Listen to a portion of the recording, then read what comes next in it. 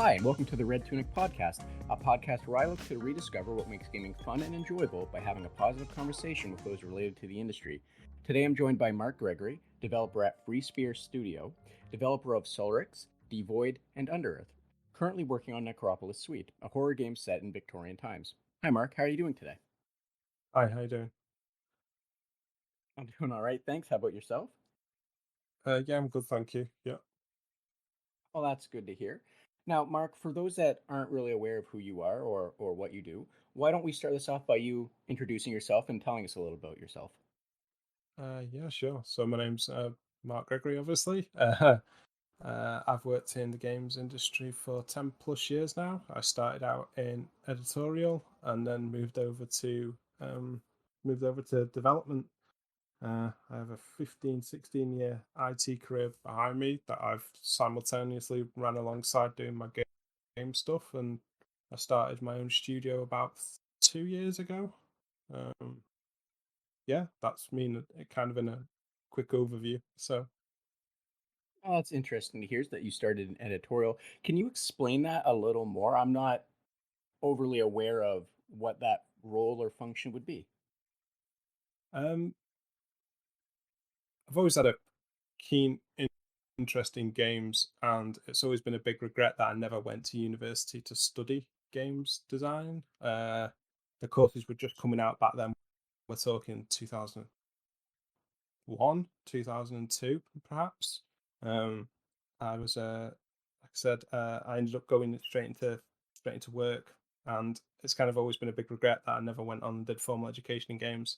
So as I was getting into my mid-20s, mid to late 20s, well, more like mid-20s, sorry, I started wondering how do you actually build a game? What actually goes into doing it? And I kind of realized I had no tools or no knowledge of how to do that. So I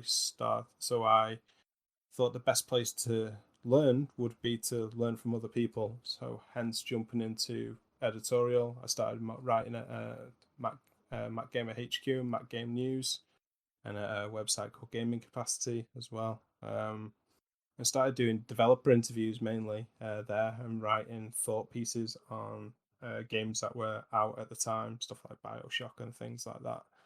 Um, uh, and I basically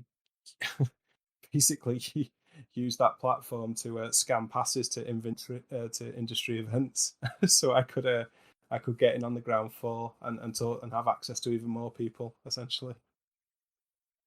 Okay, and that makes much more sense there with what you had said, because for whatever reason I heard editorial and I was thinking as like a position inside of of like a studio. It didn't click to me. I don't know why it didn't click to me, but you were meaning literally like doing interviews, news site, and game news Yeah, type yeah, stuff. you get game new stuff. Yeah, yeah, yeah, yeah. So that makes much more sense, and I apologize. That was entirely on me. I Nice. feel I feel kind of dumb now not connecting that dot right away, but thank you for explaining that, and sorry about that. So, so you said you kind of used that to get into the ground floor. Was there a point where you used what you were doing to transition into development or game design and such, or was that more something you wanted to do, and as you were getting more involved, you were realizing it was something you wanted to do more, something you were capable of doing, and then you just sort of made the jump and left one behind entirely and moved straight into trying to make games? I kind of I was kind of running both alongside each other for a while, but more on the modding scene.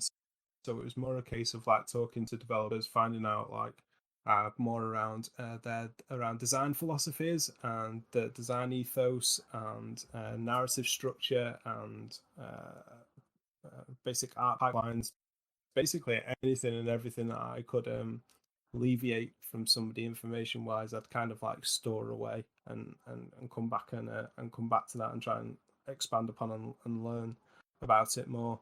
And then after about 2-3 years of being in editorial, I decided that I kind of amassed enough knowledge then to start modding essentially.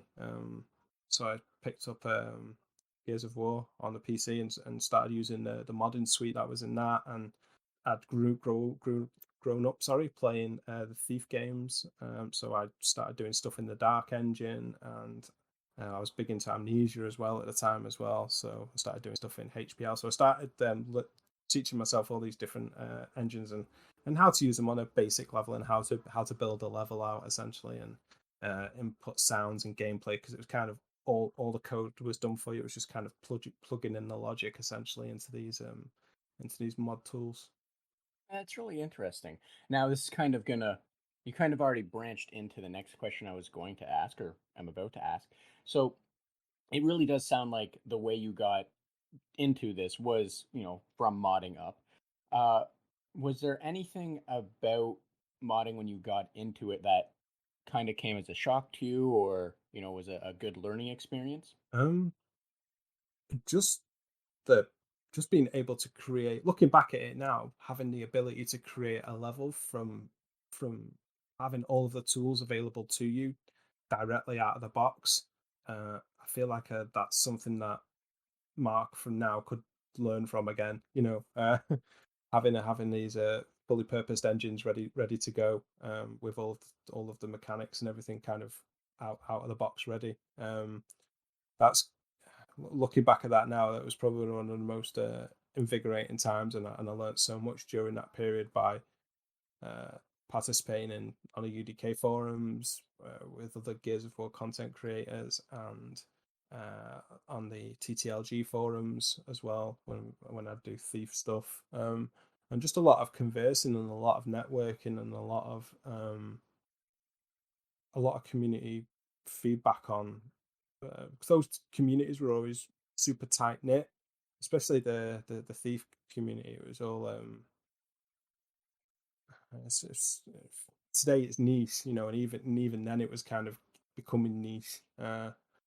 So it's a really tight knit community. So feedback was always pretty instantaneous, and getting that type of critical feedback straight away from people was invaluable to me learning, and being able to understand the value of constructive criticism as well, and being able to take that criticism on board, see it for what it is, that it's not somebody being horrible to me, it's somebody who's genuinely just being honest with their thoughts and feelings about something that I've made.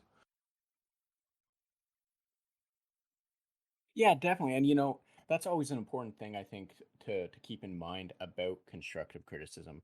I personally have a background in graphic design and programming, and one of the things that you first start doing when you start learning graphic design, or going to school for it, is having critiques, and that's typically about constructive criticism.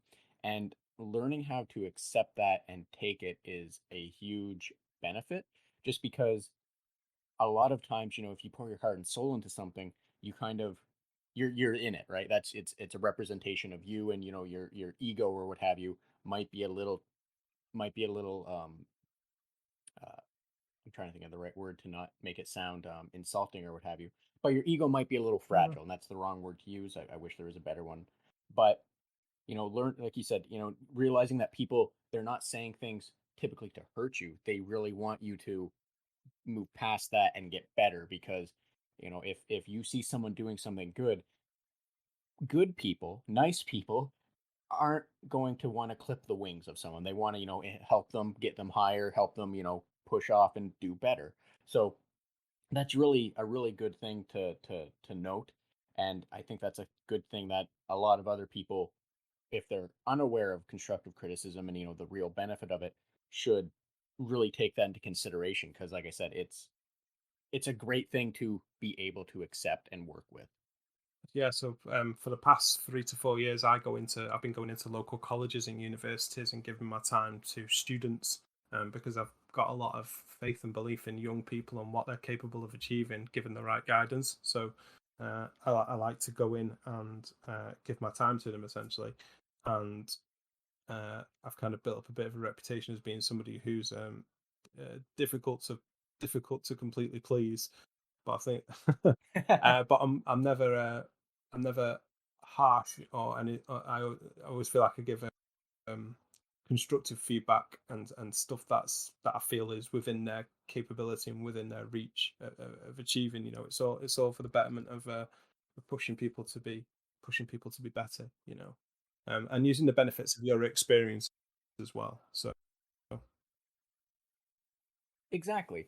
And this also kind of So far, you've been one step ahead of my questions, Sorry. and that's still a good segue, I think. So, based on your experience, and like as you said, you like to go into the schools and try and help and give constructive criticism and such. Uh, is there what kind of experience? Sorry, what kind of advice, based on your experience, would you give to anyone listening? Or, if I were a student sitting in one of those classrooms that you were coming to talk to, what kind of advice would you give to those looking to get into the industry? Um, so from a designer's perspective, I would put down your Unity engine and your Unreal engine, and I would dive into modded engines and start building stuff with gameplay. Um, Seeing um, an Unreal Engine or Unity level with some very basic mechanics and block out meshes isn't gonna evoke the rights. In my experience, at least, it's not gonna showcase what you're good at, which is in, taking gameplay and then creating an experience with that gameplay through level design. By having a full suite of tools and mechanics in place, you kind of don't have to worry about it. You can kind of show your design sensibilities. So if you're making a shooter or a horror game, you can kind of show your understanding of the types of spaces that are needed to convey the themes of those genres across.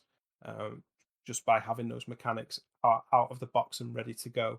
No studio uh, that I've ever been involved with has anybody ever been expected as a designer to uh, program uh, how an assault rifle works or how a pistol works or something like that. It's just not how it works. Your job is to focus on game flow and how the player interacts with a space, essentially. So that would be my one bit of advice, and another bit of advice would be if you're assigned to work in groups. Um, Naturally, I think a lot of game developers are, especially the younger ones, because I think as you get older, you become more confident in your own skin, are quite introverted.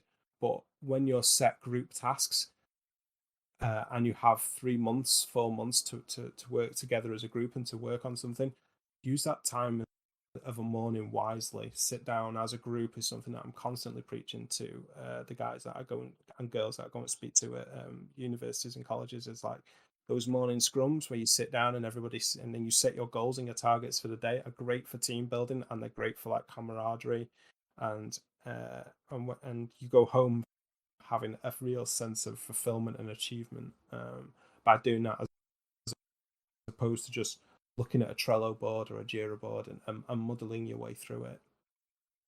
And yeah, that definitely makes sense. Trying to keep focused, because that that also allows. No, sorry, I don't. I'm not going to try and steal what you just said, but I'm going to kind of guess a little bit. But I imagine that would also allow, if at any point you were having trouble with something, someone else could help. Because I know a lot, like you had mentioned, people are introverted and you have to come out of your skin. But when I first started, I was very worried about not knowing how to do something, and I was worried that other people knew how to do it, and I would be made fun of or shamed for not realizing it. But at the same time, I imagine those group conversations would be a perfect time to bring that up because if someone else knows how to do something, they're going to be able to help, right? Yeah, absolutely. It's the same. It's no different than when you go into a studio. Like, so kind of like the way that I see when I go into a college and uni and I talk to the students. So I'm kind of preparing them in my mind, at least, of what potentially they could expect at a studio in terms of critical thinking and the way in which they converse and communicate their ideas across, and the way that they uh, uh,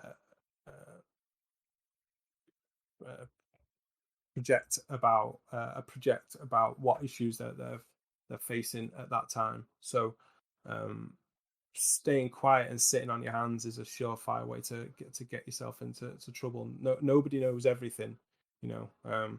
There's always Google. There's obviously always your tutor as well if you're in college or university, and obviously if you're working together as a group and and you don't feel that you are able to do that, then maybe you're working with the wrong group of people if you don't feel capable of doing that. Yeah, definitely. And that, I think that's also something important to remember, if I understood you correctly there, in that you should feel comfortable with the people you're working with, that you can ask them for help, right? Hmm. If you're with people, friends, if you, let's say, friends start a studio, or just whoever it is, assigned by your teacher, or you join a studio and you're put into a group. If you don't feel you can ask for help, or you don't feel they're going to be receptive, not receptive, you don't feel they're going to, you know, try and help you. Yeah, you're right. I think, at that point you might be in the wrong place. And that's not entirely on you. That just might be other people are not entirely good at Yeah, it as well, right? 100%. Fortunately, some people just aren't nice, in the world as well. As horrible as that sounds, but some people have real problems. Uh, have real social problems as well, and don't know how to work in those sort of social situations themselves. So Yeah, exactly. And as you said, you were in the tech industry, uh, and I don't know how prevalent it is elsewhere. I know in the IT industry, it is incredibly prevalent that you should be guarding what you do to guarantee that you keep a job. And I know a lot of people, programmers especially, with that mindset, they have this really dumb way of doing things, which is to make things really obfuscated, or um, convoluted, and it's only there so that way they get to keep their job, and then eventually, when whoever's above them gets tired of that person and gets rid of them, well, then you have to try and figure out their janky solutions and approaches to things. And that's like you said, a lot of people, some people are just not nice, and that might be their mindset, and that's not a good mindset, and it's always difficult to approach and to work around. And I can say that from personal experience as well. yeah, but yeah, I can say the exact same thing. Don't worry. But I think a lot of that stems from culture, from leadership within the organization. What is the culture within the organization? If the culture has kind of always been, you've got these legacy guys that have been hanging around for years, kind of hoarding knowledge and not sharing knowledge and not documenting knowledge. It's up to leadership. The way that I see it as a leader within my studio, the studio head. So I've got a group of 13, 14 other developers working with me, and I try to ensure that anything and everything that they need is documented, and I make myself available for them to come and talk to about issues that they're having. And if I can't solve the problem, I can certainly put them in touch with knowledge around that to make that happen. So And yeah, that's definitely a really good way to go about it, I would say. That's just a good sign of leadership, to want to better and make sure things are getting done by everyone, and everyone being capable. So, Mark, I'm going to shift this back a few years. Um, a few might be the wrong way to say this, but what was your favorite game as a child, and what was it about that game that made it your favorite? as a child, wow, uh, probably Resident Evil. Probably, I say child, I was 12, but yeah, uh, probably Resident Evil. I'd flitted around with games um, from the NES era, but my parents only ever we had a Nintendo, and I remember playing Super Mario and Duck Hunt. I don't really remember playing anything else until the PlayStation came out, and Resident Evil was. I was introduced to Resident Evil, and it kind of just blew my mind, and still does. That game still does to this day. So And I don't mean this in a bad way, but that doesn't shock me too much, given your previous project and your current project. They all seem to be somewhat horror related. I'm going to also go with some of them seem horror survival related.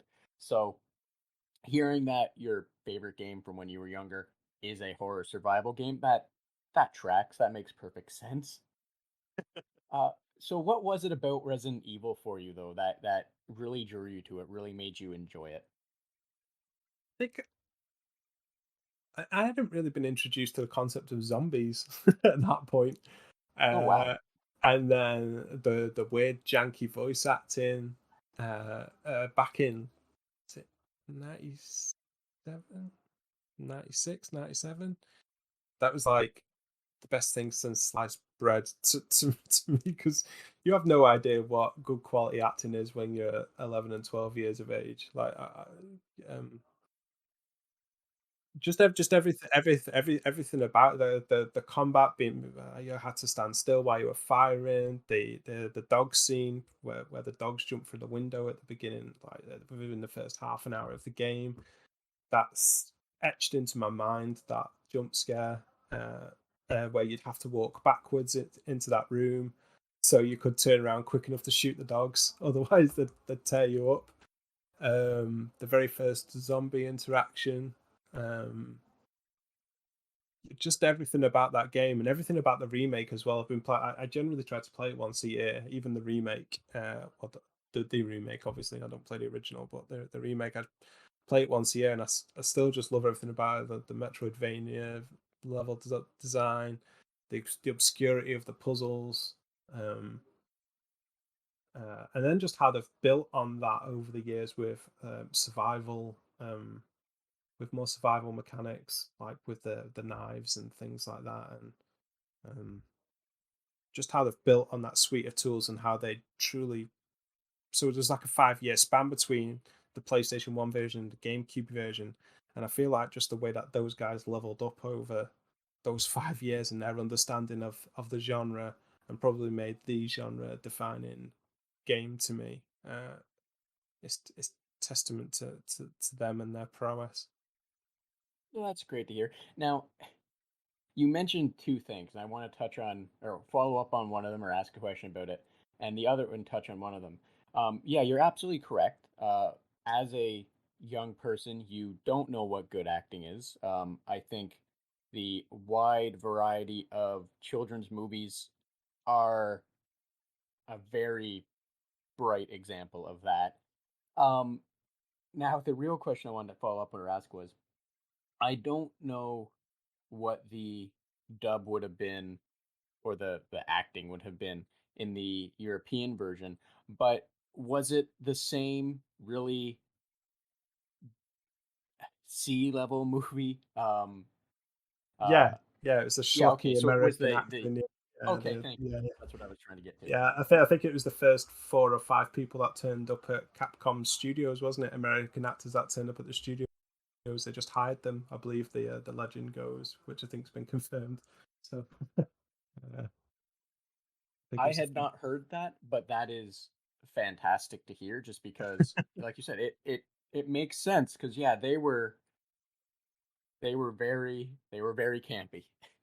first. I think, but a lot of that's writing as well at the time as well. I think, God, the way that games can convey emotion now is to like, if you play something like Soma or The Vanishing of Ethan Carter or What Remains of Edith Finch, if you fail to be touched by those games, or Gone Home, if you fail to be touched by those games and the writing prowess within them, I'm not sure this medium's for you. So That yes, that is fair because games have come a long way, and it's always a lovely thing to see that we're getting closer to seeing these things as more than just games. And the examples you gave do a very good job at conveying emotion, conveying a story, and just pushing it further. It's that's never a bad thing, and that's one of the things I like about the last 10-15 years of gaming, where more people have been pushing the whole game as an art as opposed to game is just a child's thing. yeah. So, Mark, I'm gonna follow up with this, and I'm fairly certain that I kind of have an idea of the answer. I think anyone that's listening has an idea of the answer. But what is it that makes gaming currently enjoyable to you? Oh God. Um,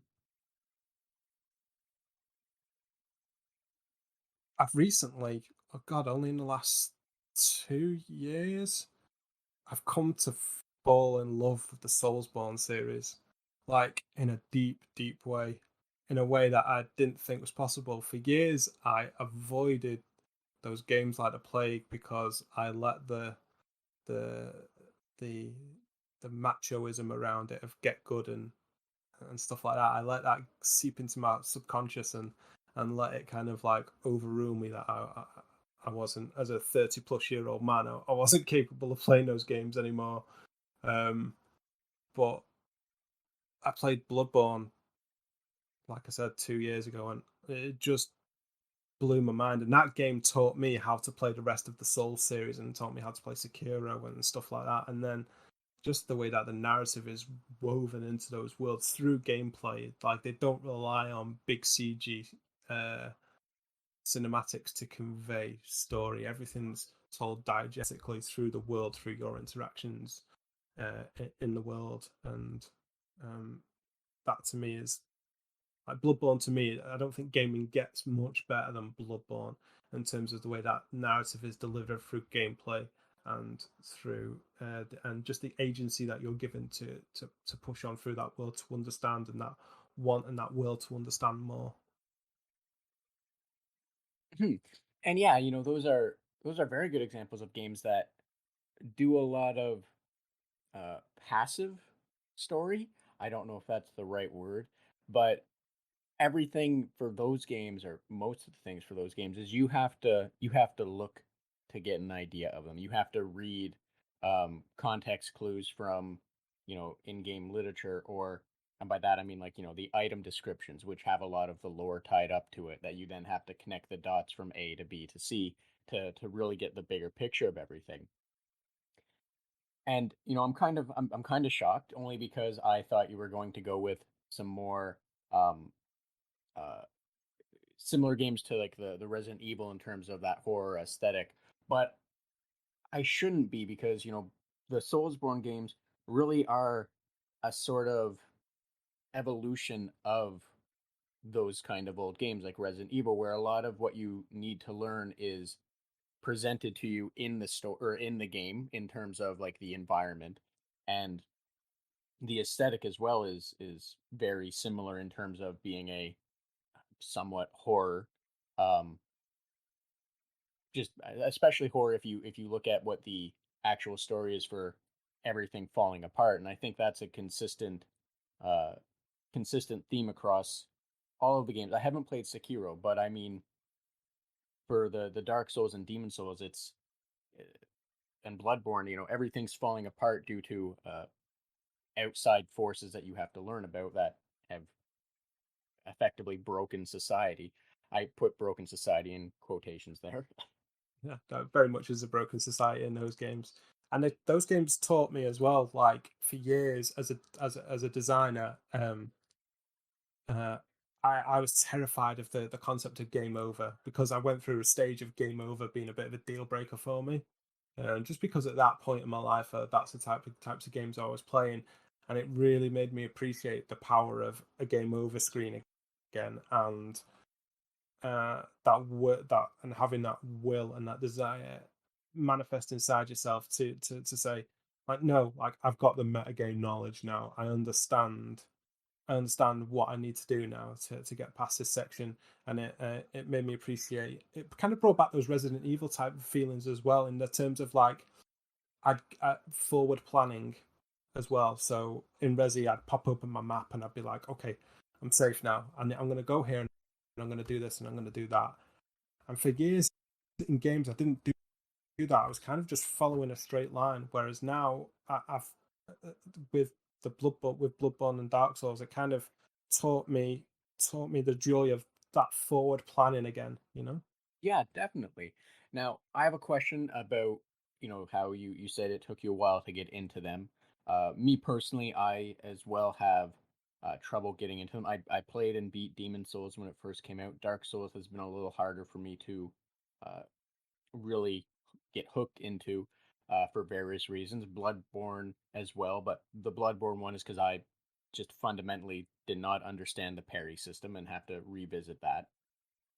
But with those games being kind of an evolutionary point of roguelikes. I'm wondering if did you have you played many roguelikes or did you enjoy that genre or is that one that has remained outside of your realm of enjoyment? Just funnily enough, since I've finished Bloodborne and Dark Souls and Dark Souls 3, I've kind of been on this roguelike hunt. So recently I've been playing Void Bastard and Hades. Uh, and yeah, they're both incredible. And I can't believe I've spent so long missing out on this genre that's just hooked me. Because growing up, I was an immersive sim and horror fan. Now I'm evolving my design sensibilities, but kind of taking all of the lessons that I've learned from those genres and the games that I've released in those genres over the years and kind of morphing them with this roguelike mindset that I'm in at the moment as well. Yeah, and definitely, and I think you're in a real good place if you're just getting into roguelikes now. Because as you said, you touched on Void Bastard, which is a very interesting approach. I personally can't think of many first person shooter roguelikes that have an actual roguelike structure behind them. There's games that have taken influence from that are first person shooters, but not many that are fundamentally, in the genre.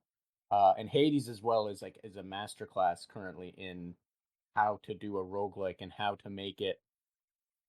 to keep you going back to it.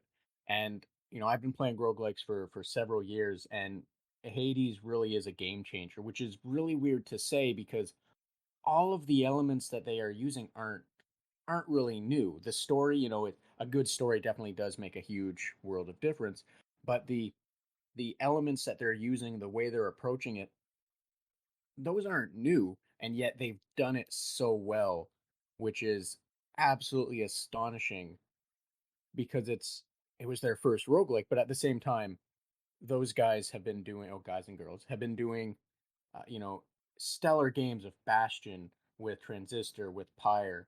It's Yeah, yeah, it's yeah. kind of insulting to say I'm amazed at how well they did with this because, their pedigree is amazing. But And just their understanding of their engine and their tool set now as well. Like you can tell as well, like visually and from an audio level, it's gone up levels again from even those games.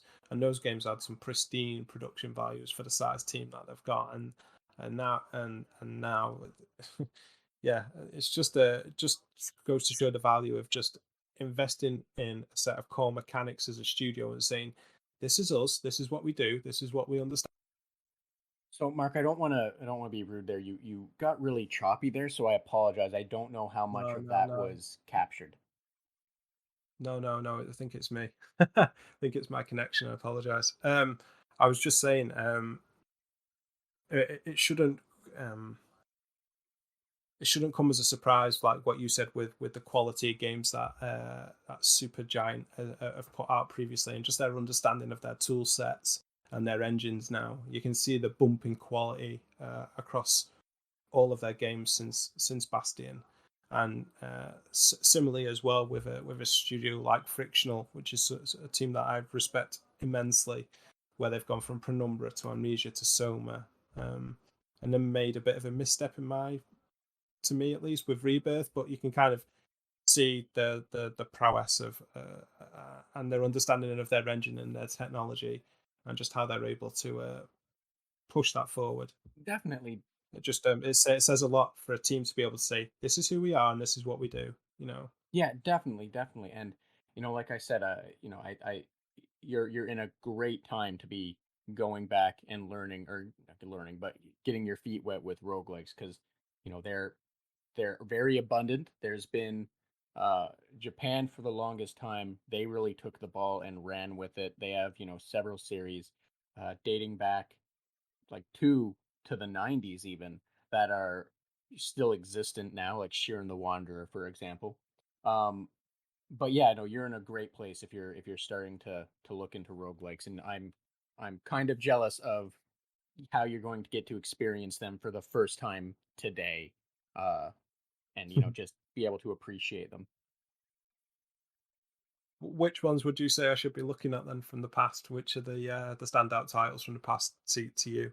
Oh, this is going to be really bad to say. Honestly have to look, because there's a whole bunch, and it really depends on what direction you want to go in. Um, and I'd have to look through my library to see what I played. For example, there is one that I can think of. It's not a traditional roguelike in the sense of, Hades or first person. Well, traditional quotes for Hades. Um, but Cave Blazers is a kind of side scroller one, where you advance down levels. That one had got me really hooked for a while. Um, I can't quite place why it got me hooked, but it definitely did. Um, and it was, just the different weapons were relatively straightforward. The gameplay was relatively straightforward. It was easy enough to learn, but it was still a challenge as you leveled up and found different traits to unlock or what have you. Um, Spelunky is an interesting roguelike. Uh, I don't know if it's 100% a roguelike, but Spelunky's a good series to look into just because it's kind of um kind of inspired by an older NES game where you're going down a mine shaft basically. In this one, you're progressing through different levels of a mine shaft, or not mine shaft, but a cave. Sorry, and just trying to solve a mystery. I can't remember off the top of my head what that mystery is. The call to action for why you're in there.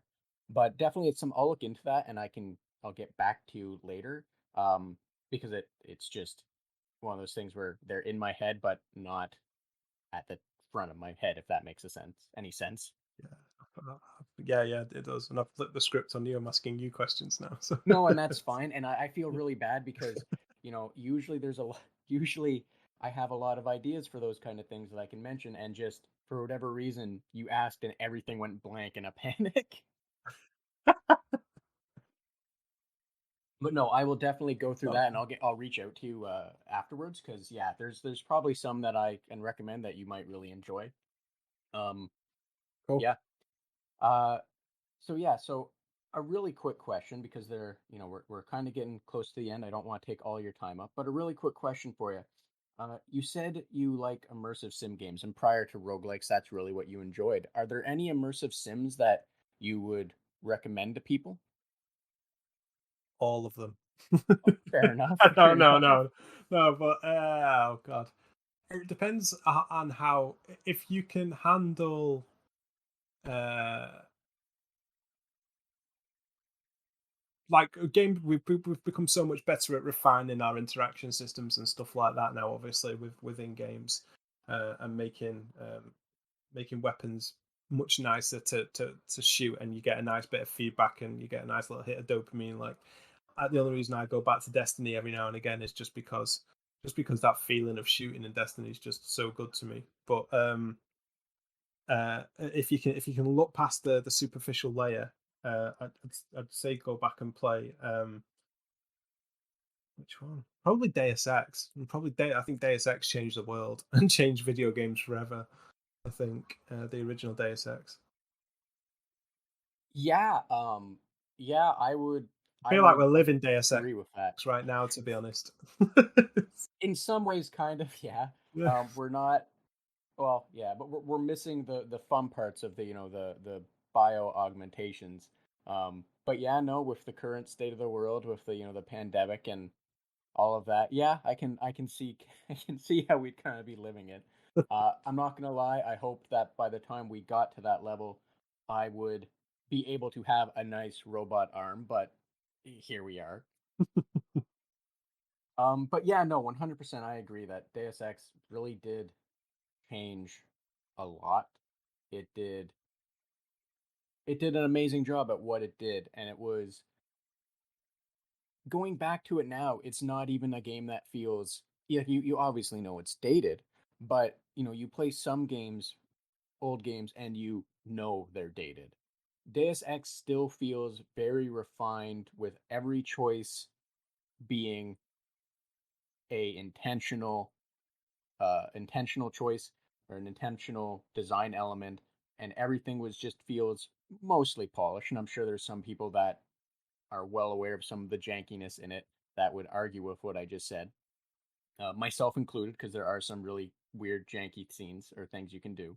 Yeah. But, the amount of polish that that game had, the amount of thought that it had is, yeah, that's I think that's a very good and fair game to bring up when if anyone ever says, what would you recommend for an immersive sim? I just think it gives you the best of, not the best of everything, but it gives you an overview of everything. Its stealth's not the greatest. Its stealth's never going to hold up to Thief's stealth, but obviously, you can't go in all guns blazing in Thief, and you don't get the choice just the sense of agency that it gives you as a player. Just like, here's a sandbox. Well, it's more like, here's a sandbox of tools. Do it however you want to do it. Here's a loose narrative. Here's a world. Go and interact with it in the way that you feel. In just go and interact with however you want, essentially, and just having the bravery to do that alone, and then having the technical chops as a team of, I don't know how many worked on that game, but back then it was probably like 15, 20 people, wasn't it? It just blows my mind that something like that existed in the year 2001. It's bonkers to me, to be honest. Yeah, and definitely, and like you said, having the ability to play it however you wanted. My father and I was visiting him in Florida years back when the game, right around the time the game came out, and we bought the demo when that was a thing you could do. And we bought the demo from a box store, Best Buy or whatever, and we loved it so much that went out and bought the full version. And the vast difference in play styles and story beats that we both got because of our play styles was amazing. Like, one of the things he loved doing was maxing out melee and using the laser sword or whatever it was to fight with that. And he always struggled with the bigger mechs. And it never occurred to me that he was playing differently, because the way I dealt with those bigger mechs was always just to max out running and jumping and strength and heavy weapons, and just running, jumping up onto them, over them, and then popping them in the back. And they were never a problem to me because that's how I dealt with things. And he wasn't afforded that ability because his skills went elsewhere, like swimming for whatever reason. But anyway, Don't put so skills into swimming, kids. I don't think there was really much benefit for it. No, after what, 20 years, I don't think there was much benefit for it still. So so Mark, I don't want to take up too much more of your time. And at the beginning when we were discussing, if there's anything you did want to discuss, the we kind of touched on the current topic that is on a lot of people's minds, and that is the industry and how I'm gonna go with toxic. Let's use toxic. It is, and you had mentioned, you had some things you'd like to mention about that or wanted to talk about that. So, by all means, the I'm turning this over to you, and what is it you'd like to go with for that topic? Oh man. I just, from a personal perspective, as somebody who's a father with a daughter now, uh, I've done a lot of growing up in the last, I want to say, probably the last 8 years since I met my wife. At one point, I probably was a dude, bro, um, making inappropriate comments, and with age and responsibility comes that wisdom, but we need to do better as a gender at calling out that type of behavior when we see it, and not just sitting on it for the sake of not wanting to rock the boat or not wanting to lose our jobs. I know it. I know it can probably.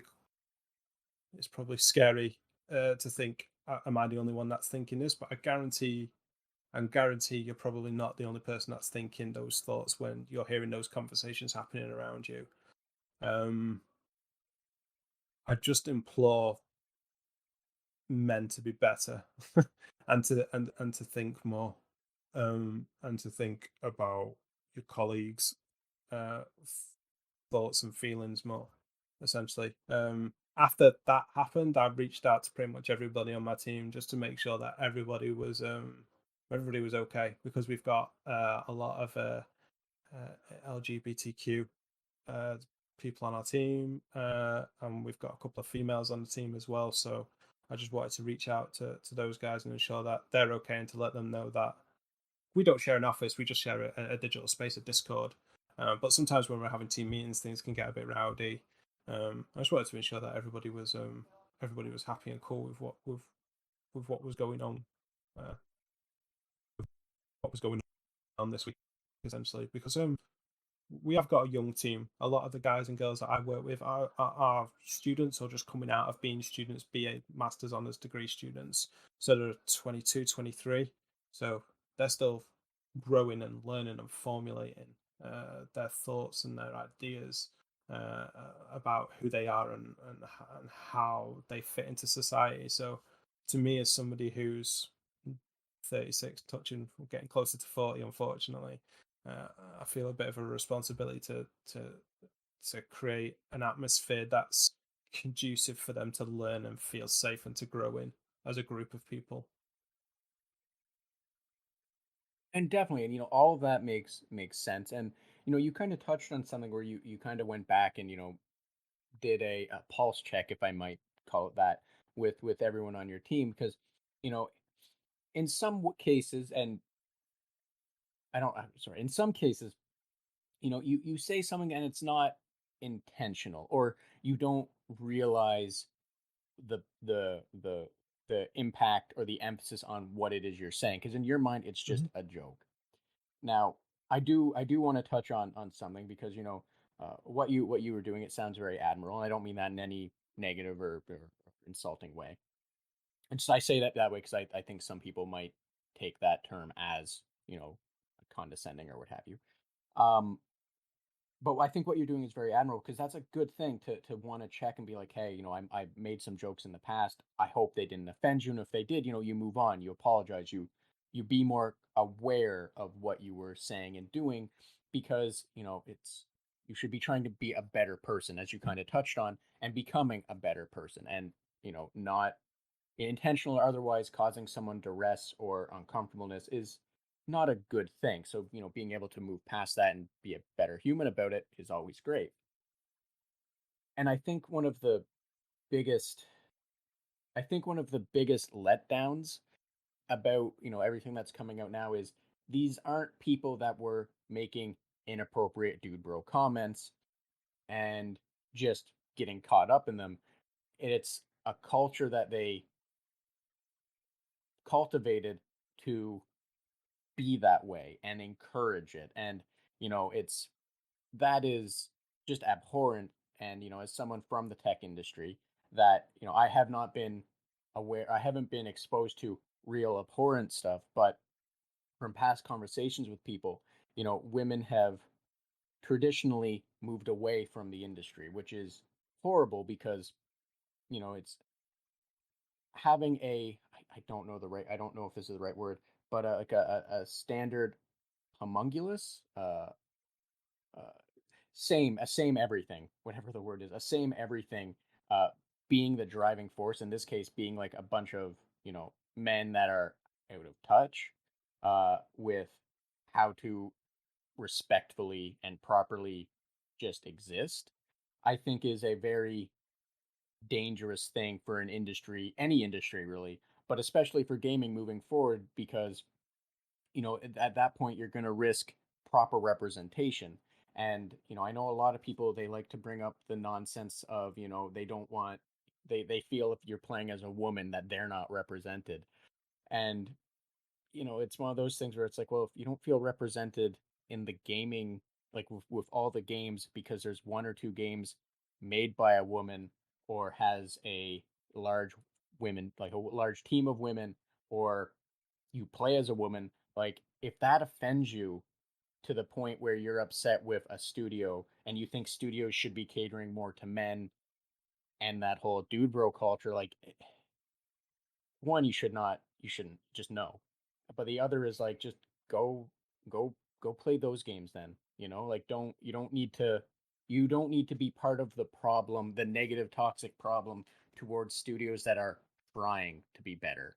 I know that was all kind of very disconjointed, and I apologize, but I hope some of what I said No, made sense there. no, I think you're right, and I think when those types of men become fathers themselves, and they have a daughter, and then they start to look back at the way that they've acted in the past and things that they've said, and uh, there'll be a lot of shame there, and there'll be a lot of introspection, and hopefully, if they're a functioning adult, a lot of growth, and that will then they'll then want to become more involved with those types of experiences, and then they'll understand why those experiences need need to be put on needs to be front and center. We all can't be Isaac Clarke or Geralt of Rivia. We still have to be. Um, we can still play as a Lara Croft. You know, there's room for everybody, race, gender, color, whatever. Exactly, exactly. And I, as someone that has played a lot of games throughout my life, I've never truly understood people that are upset that you have to, or I shouldn't say have to, that are upset that the main character is a woman. Um, you know, like I've just never understood it. And I'm not gonna lie, I don't want to understand it because I feel if I try to understand it, it's just going to hamper my worldview. It's going to hamper my view of you know uh, representation. Like I'm just worried it'll do damage. There we go. It's worried. I'm worried that if I try to understand those narrow-minded views, it's just going to hurt me in the long run, and I want nothing of that. As narrow-minded as that might sound, I don't want to go down the rabbit hole of narrow-minded topics. If No, that no. makes sense.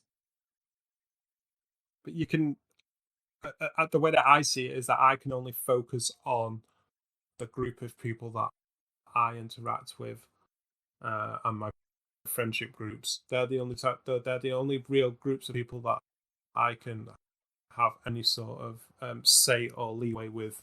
Me talking to some rando on the internet isn't. I'm unlikely gonna break through to them unless I get to a stage where I'm a Harvey Smith or somebody, who has a voice and who has the potential to turn somebody's thoughts or feelings on something, which is why I respect people like Harvey and Neil Druckmann so much for standing up for what they believe in and standing up for their colleagues as well, and for the work that they produce. And that makes perfect sense to phrase it like that and to have that kind of mindset that and I think a lot goes to that mindset in that if if you let's say you have a friend group of 10, a colleague group of 10 and all that, and if those are the kind of ideas that you're all promoting, it propagates, right? It goes to their friend group and then propagates and outward, outward, outward. And you can only hope that at the end of the day there's more people within their own personal groups speaking up, and that someone from one of those groups might have a big enough voice, is able to reach others, but at the same time all of the smaller voices are just getting more people as well, and at the end of the day the scale is tipped to in the favor of not not the garbage or the abhorrent toxicity that I does completely exist. agree. Only men fix this. That's what I'll say. That's the women have done nothing wrong. It's only us that fix this, and the ones of us that want to fix it have to start calling it out, and educating our colleagues and our friends that are involved in it as to why they shouldn't do it. Essentially, it's only going to come from us and from leadership within studios. There's got to be a want and a will from them to change their cultures. Definitely, yes. There's nothing really I can add to that. I agree completely with what you just said there. And yes, it needs to come from, that's where it has to start because, that's where it started, and it's only up to the people that started it to fix it, or the people that are part of the problem. Maybe not, the problem, but part of the problem to work towards fixing that and making it not a problem. Now, Mark, I don't want to end this on such a potentially heavy note. Uh, so, is there anything else you want to discuss? Maybe a cool game, what you're working on, or something something else you should be aware of that people, something else you feel people should be more aware of? feels like a feels like I need like a marketing pitch potentially. So all I'll say is you can follow me on Twitter. I'm Mark Gregory _ you can follow the game that I'm currently developing at our studio, Freesphere. We're currently developing a first-person cosmic horror game called Necropolis Suite, and you can follow us across all of the socials at Necropolis Suite. We're currently not crunching, currently working towards. Well, I suppose I'm crunching. So I hope the guys and girls aren't, but we're currently working towards a vertical slice, which we're hoping to put in front of publishers at some point soon, and our reveal trailer will hopefully be happening this month with a fairly large publication behind it who will be doing hopefully be doing an exclusive reveal with us on the game. So And that's great to hear. And hopefully, I wish you guys the best.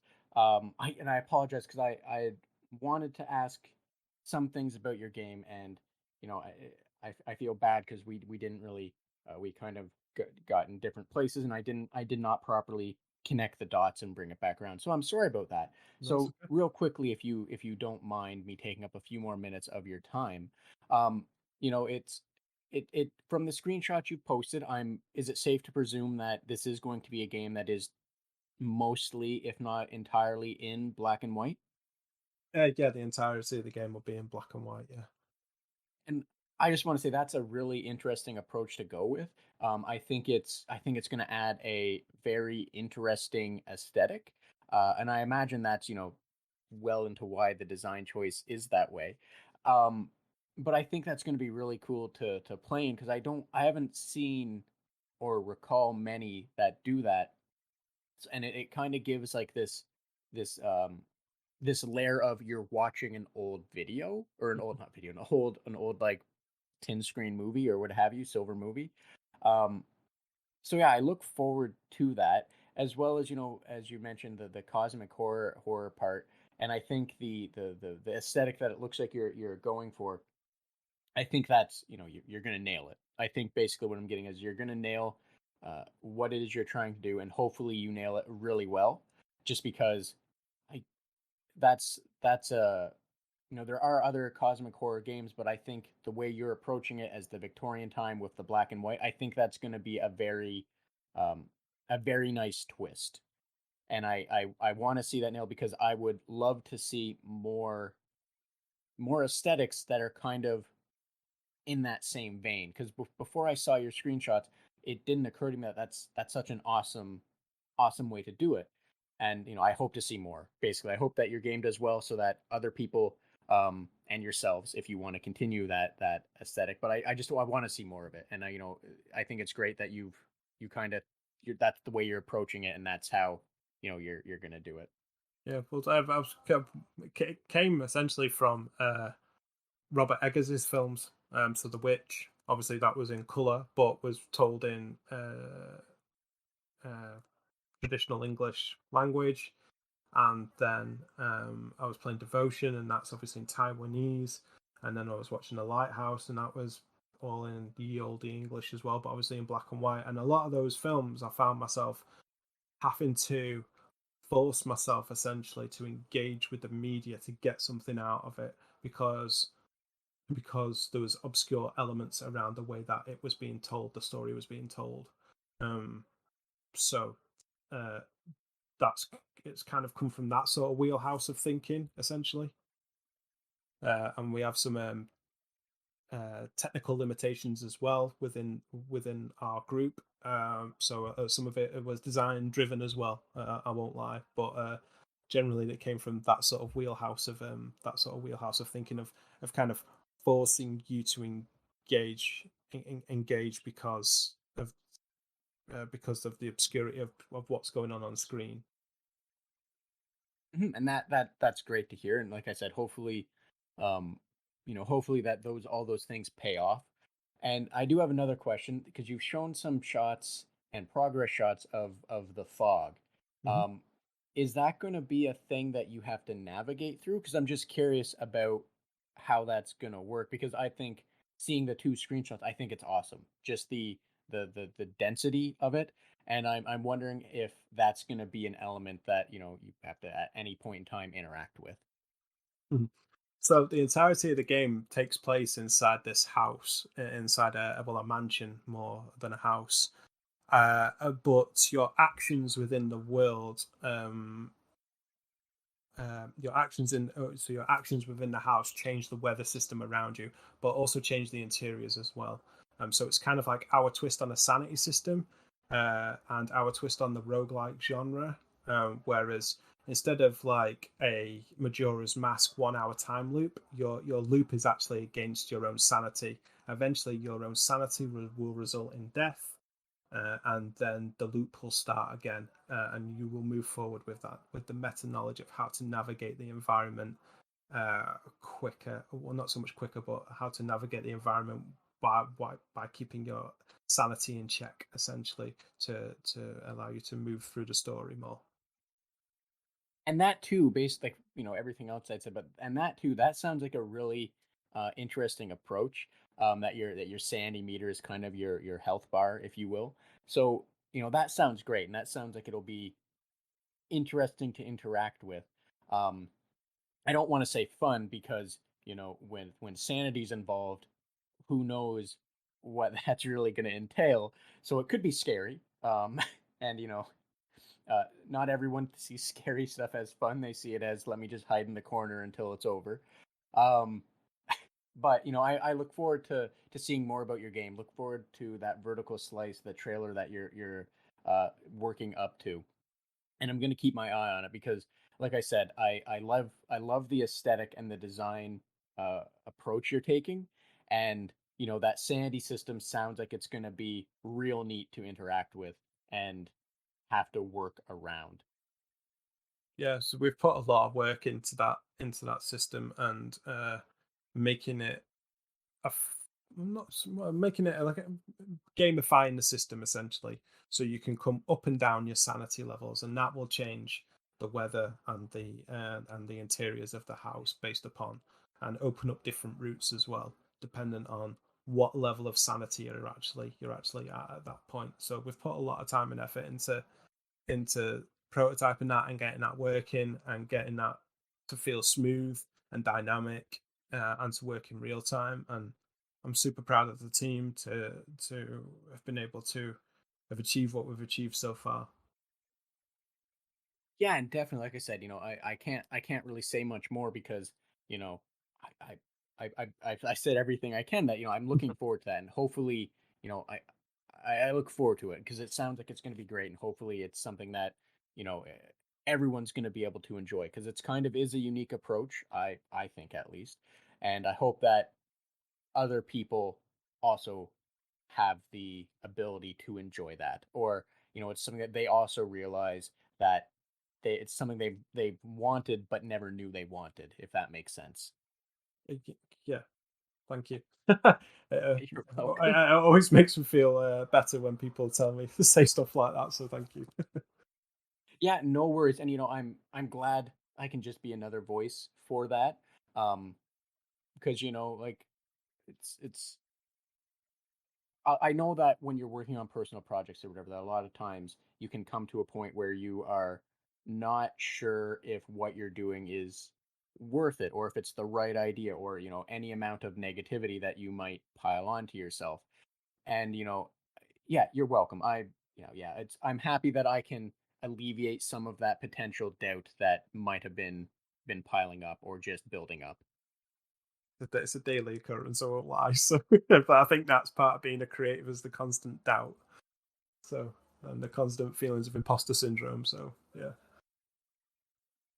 Well, hopefully that after you release the vertical slice and more information, hopefully there's more people that come out of the woodworks and speak positively of the idea and help push all that back for you. Thank you. You're very welcome.